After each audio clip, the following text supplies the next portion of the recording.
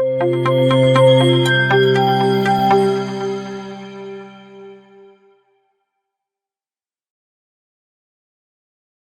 using eco-friendly products is still a privilege. Like it's a privilege to use these expensive products when education, healthcare is a privilege for the most of the population.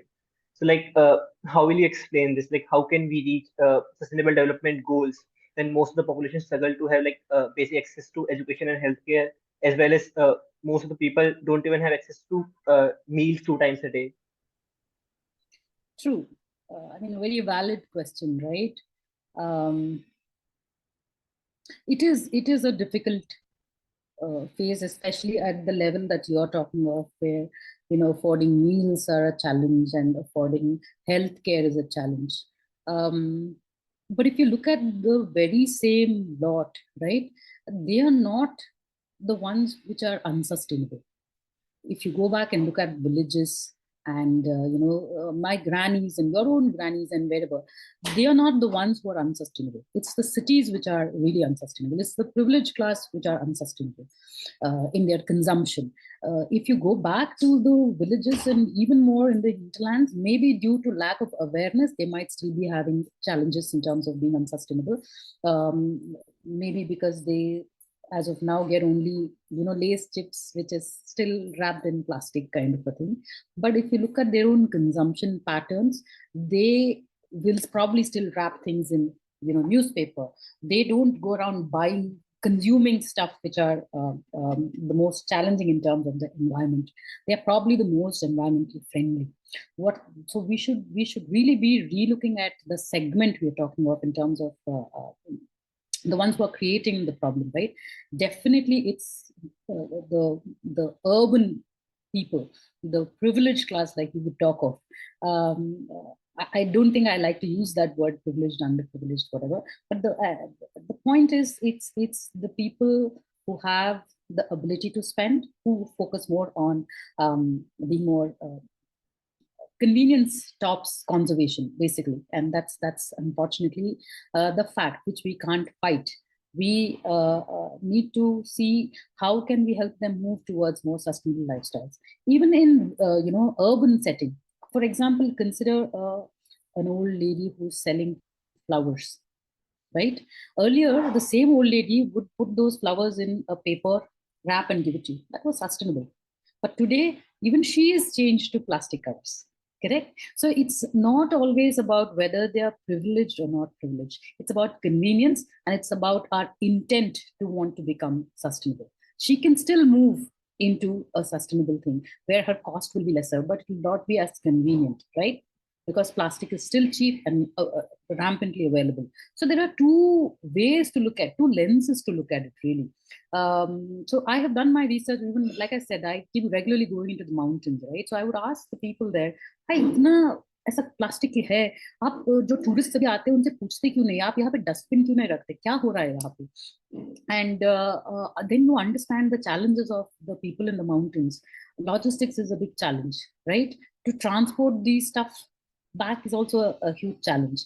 And they are more focused on their livelihood, which is their little business and little tea stall. And if they put rules around it, they are also worried whether consumers will continue to come. And so, and then you really go closer and look, it's not necessarily only the tourists which are making this problem, it's they themselves, because over time even they have changed. They have also looked at becoming more convenient, and it's habits that's been built up over time, where we don't think twice before flicking that chocolate wrapper. We don't understand the impact of that. So somebody needs to tell us all that.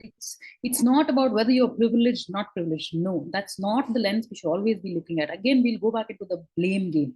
Yes, I understand your point, but there is also something called as a responsibility of an individual, and I think that is what we need to highlight more than anything else. Because if we highlight that, irrespective of who you are, privileged, non-privileged, it doesn't matter, you will look at sustainable stories.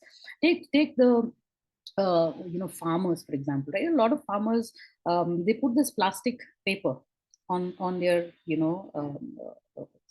soil, so it contains water for a longer period of time. Have you seen those? No.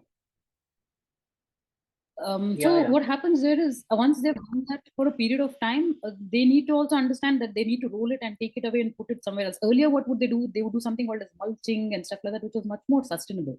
Now they also moved to easier one. But somebody needs to again probably tell them that this method is not sustainable, because this microplastics will get into your first layer of soil, and you're actually spoiling your layer of soil, which is supposed to be cultivatable. The cultivability of the soil will keep decreasing. So one is lack of awareness, one is convenience. It's not about privilege and not privilege. Convenience is what is the biggest thing, because it's easy. Do you think the farmers are not hardworking? They are hardworking. Do you think they want to spoil their land and crop? No. It is about convenience and awareness and ability to share with them. ऐसे करेंगे हम 10 बार 10 साल कर देंगे तो that entire top layer, what happens to it, right?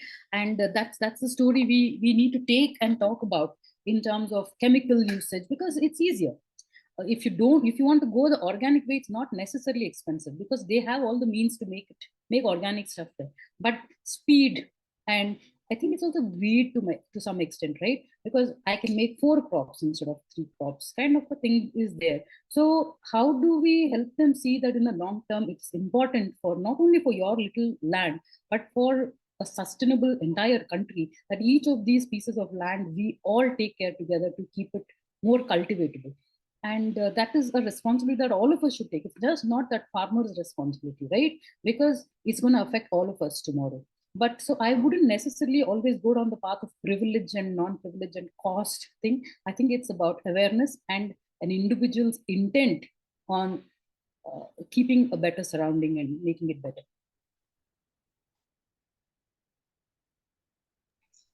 And thank you. So we understood about the role of awareness and the responsibility we have as citizens to work towards a sustainable future. And as we know, Astu Eco won the National Geographic Ocean Plastic Innovation Challenge. So share your views on that. How does it feel? And it's not a problem that is just about India or about our society. It's a global problem, climate change and moving towards sustainable goals. So, also your views when you combine it with National Geographic Channel about the global perspective and things that are happening globally to move towards a sustainable future. Just your views on that. How did I feel? I felt elated. It was absolutely fantastic, because that competition was across so many countries, and very few of us were eventually chosen to come to Washington, D.C., which was where the headquarters of National Geographic was. And personally, for me, it was one of the most fantastic things, because like I told you earlier, I'm an adventure sports lover, and National Geographic, Discovery channels were the soul food for us at some point. And incidentally, that was one of the first places that I applied for a job. Obviously, I didn't get it at that time. And I think just after college, I applied, and I got but a mail back from them, like a physical mail saying, thank you so much for applying, but come back when you have some experience, kind of a thing. And so one of my opening comments when I had a chance to speak there was, here I am back with some experience under my belt, and felt really good to be there, to be chosen, and knowing that we're doing the right thing as citizens of the world, and in a very trying space, because it's we still struggle for the right kind of alternates. It's not easy. We need a lot more of innovation. We need to look at how do we come up with renewable resources, and not in the small lens of whether this is renewable or not, but in a larger lens of this renewable resource, can we continue to keep it going for a longer time? How many businesses will we be able to help with this? Can we take it to scale? Because only then it will make some kind of a large scale impact. And these were the goals and the essence of the talk when we went to the National Geographic platform. And I was pleasantly surprised to know that we won that. I think we're probably the only Indians to have still won that award. So yes, it's a very coveted, and I'm for multiple reasons that I'm very thrilled about that award. But also it was fantastic to meet amazing people from across the world, young people, old people, and they're all looking at how can we come up with sustainable products and still make it a sustainable business. When I say sustainable business, it's also about making the business itself sustainable in terms of profit generation and stuff like that, because otherwise the long-term engine will not work. It needs to be able to run by itself, and that means it needs to be profitable to make it work.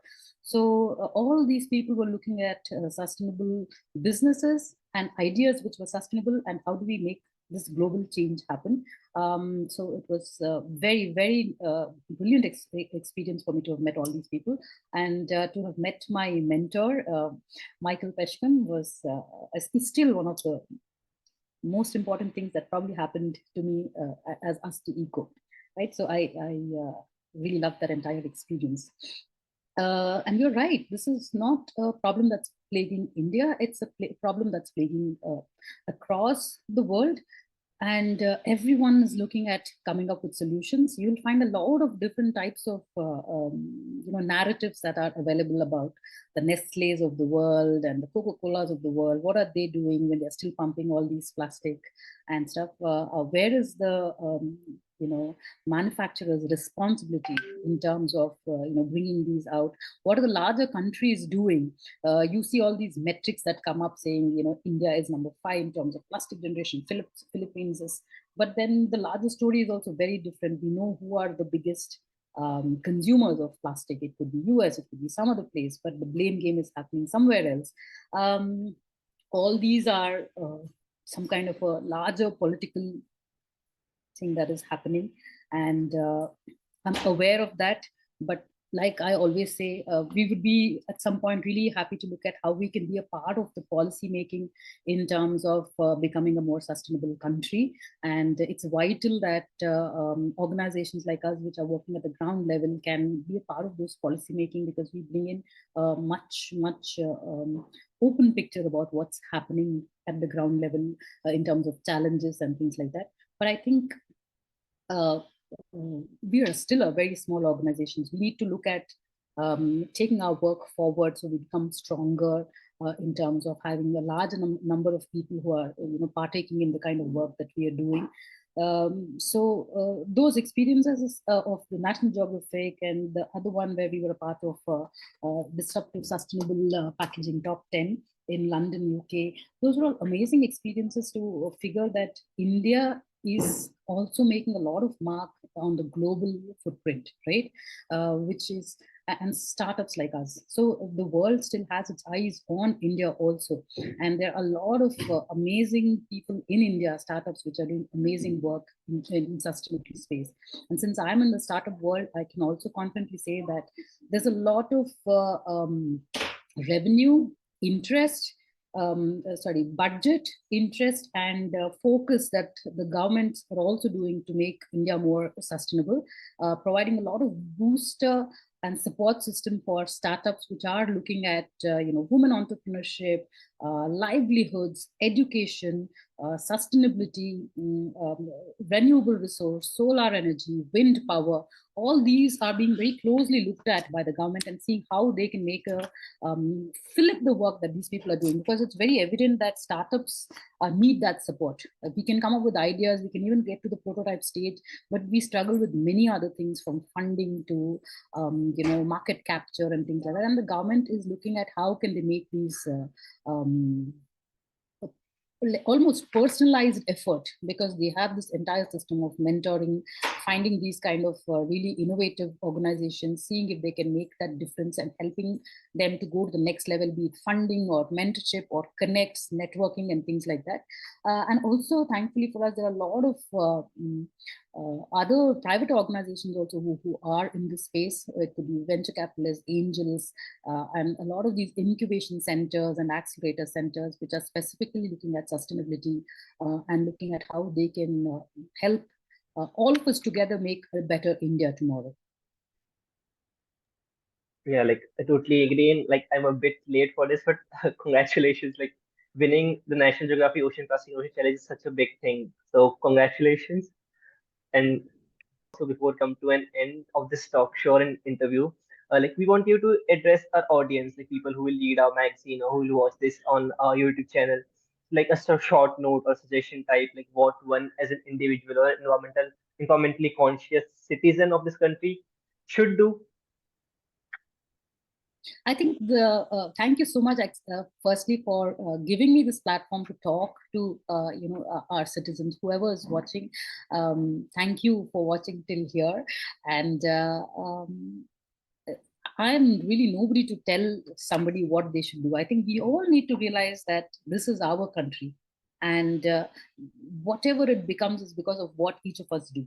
Right? If we see there's dirt piling and plastic somewhere, then what are we doing about it? Not everybody can do everything, understood, but there are people who can do something, which is why you youngsters have come up with this magazine, because you've taken it on your mantle to talk about organizations like us. Similarly, there'll be other people who are interested in whatever limited capacity, but do something is the first thing. Second, I think the most important thing is just become more conscious of our consumption. Every time we go out to do our shopping and our needs, can we just become more conscious is the first question, right? Like, if you're buying something, can we look at it buying from a local source? Can we buy someone who's trying to become sustainable, because it's not easy, right? If they're looking at servicing you with areca and bagas, it's expensiver than plastic, but they're making that effort. Can you help those people? Can you buy from those people? If you're buying something from Swiggy, can you write one message there and saying, boss, please don't give us plastic, please avoid your cellophane tape? Continuously we need to do that. Then they will also realize, acha, I have 100 customers of which 80 don't like this. Then they will do something about it, because it's very clearly that nobody wants to really harm the environment. It's just that we're lost in this fast game. We are doing what is easy, what is convenient. But if we keep sending these messages, there will be something that will come out of it. And online buying, right? Now, even Amazon, you can see a lot of these places have changed. When you get this package now, it's not full of plastic like how it was earlier, because that awareness is kind of seeping in. So if they are able to do it, what is each of us doing? Can we look at just making 3 to 4 simple changes in our everyday life? One is, can we just look at shifting to bamboo toothbrush? Can we look at moving to earbuds if you're using? First of all, I suppose doctors always say don't try and use earbuds. But if at all you're still using, can we move to bamboo or paper earbuds? Right? Third, wherever you go, can you just make sure you're carrying a reusable bag? छोटा सा हो बड़ा सा हो जो भी हो, एक reusable bag will make a huge amount of difference, right? As we speak, every second 160,000 single-use bags are thrown into the garbage every second across the world. So if each of us make sure we carry one reusable bag, and please go check out Astu's website. We have some innovative products there, which has also got us onto the Lakme Fashion Week. It's called as a tote scarf, which is a scarf which converts into a bag when you need it most, right? And it's a circular product because it's made from recycled PET bottles. Like, each bag is just 2.2 PET bottles, which is collected, pelletized, converted into yarns and made into beautiful fabrics. And we realized that people tend to forget carrying a reusable bag. So we made it easier. So it's a fashion accessory. You can wear it anywhere you want. But when you need it, when your mom says, beta, thoda doodh leke aa jao, or something like that, you have a bag ready with you. You can stylishly refuse single-use bags.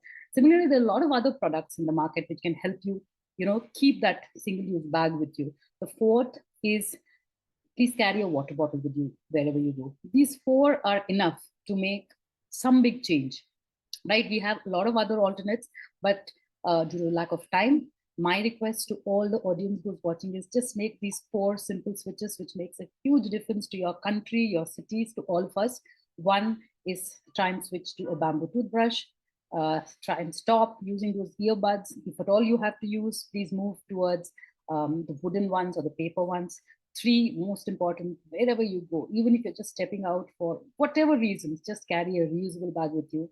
And 4th, most important, please carry a reusable water bottle with you. Even if you've gone to some 5-star hotels, etc., request them to give you normal water, which is RO water, whatever. Try and avoid these plastic water bottles. Nothing will happen to you. Just make sure they give you good, safe water. You don't need it in that plastic bottle. That's pretty much what I have to say. Thank you. Thank you so much, ma'am. I guess our main target audience is students, so they will definitely love that scarf to bag and bag to scarf thing. So thank you so much, ma'am. It was great having you on I board. have one more to add. Now that you said you have students will be watching this, we're going to come up. We are going to release our next product, which is called as the Do Good Bag, which basically gives you your impact metrics. So it's the world's first bag, which is tech-enabled and gives you your impact metrics based on how you use your reusable bag. If you use it 4 times a week and you use it, for whatever 1 year, what does it really mean? How are you making a difference towards climate change and the environment? It gives you those metrics. It tells you saved this much amount of plastic, you've decreased this much amount of carbon footprint, you've saved this much amount of money for yourself, your home, and your country, and you also help you connect to other like-minded people and take action in climate change. So keep checking on Astu Eco.